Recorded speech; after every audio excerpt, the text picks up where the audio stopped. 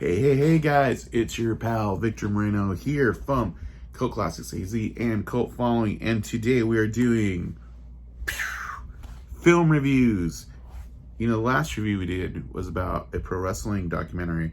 It was called You Cannot Kill David Arquette. Today's review is a pro wrestling documentary. What?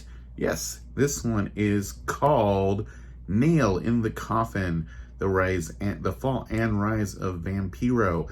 This documentary by director Michael Past is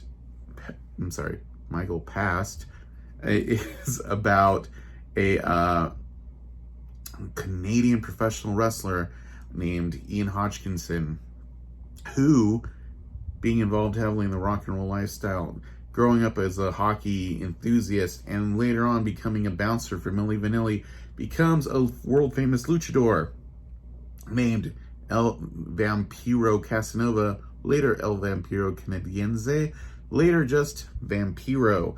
And it's a lot about his life as kind of trying to find himself as an individual through the lens of lucha libre, but also how that shaped his life and how really difficult the lifestyle of professional wrestler is. Weirdly enough, I think this would play awesome as a booker, film programmer here. Do this along with David Arquette, you've got a whole wrestling thing mapped out. But they kind of touch on similar aspects. Vampiro had a great career. He was one of the biggest draws in Mexican lucha libre history in the 80s and 90s. Later in the 90s, he went to World Championship Wrestling and became a very popular wrestler there. He was involved in angles, storylines with some of the biggest wrestlers in the history of wrestling, like Sting and Hulk Hogan and Jeff Jarrett. And he did storylines with world famous bands like the Misfits and the Insane Clown Posse. It's kind of amazing.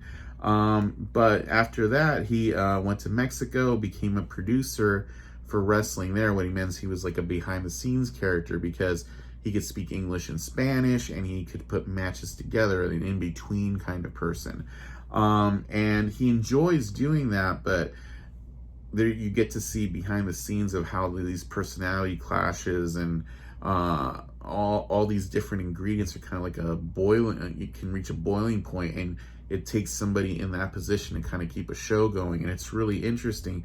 And while all this is going on, he's raising his teenage daughter Dasha as a single parent in Thunder Bay, Canada, to keep her from getting into drugs or any of those sort of negative influences a teenage girl could get into, since she's was leaving that in Mexico, while he's juggling being on multiple television shows, a job in a completely different country, and trying to reconnect with his daughter. It's really interesting and compelling stuff, and it's to pass credit that he captures this on film, and you just kind of get mesmerized. It's done so well.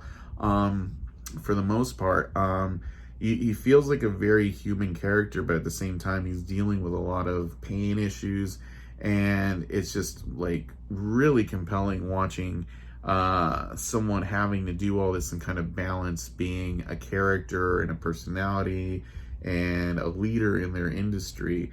And if that kind of thing appeals to you, this is just right up your alley. If you love wrestling, if you love human drama, this is a really cool documentary, and I highly recommend it.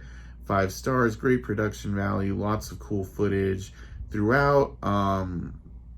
It feels a lot less manufactured than the David Arquette documentary. It just feels real, and it just this kind of has like a sort of stream of consciousness feel. It doesn't go from A to B to C. It kind of goes from A to Z to D to B, and that kind of works. I think it's done well. You could tell it's just following him through a period of a few years, and it's a lot like The Wrestler, I would say. So, but with a happier ending. Yeah. So again, highly recommended. I should say you should check this out. It hits theaters in a limited basis on September 4th, and VOD everywhere on September 8th. So check that out. NAIL in the Coffin, Fall and Rise of Vampiro. Great documentary. So until next time, guys, subscribe, tell your friends, hit the bell icon. Until next time, guys, stay safe and go Classics. Woot woot. Bye.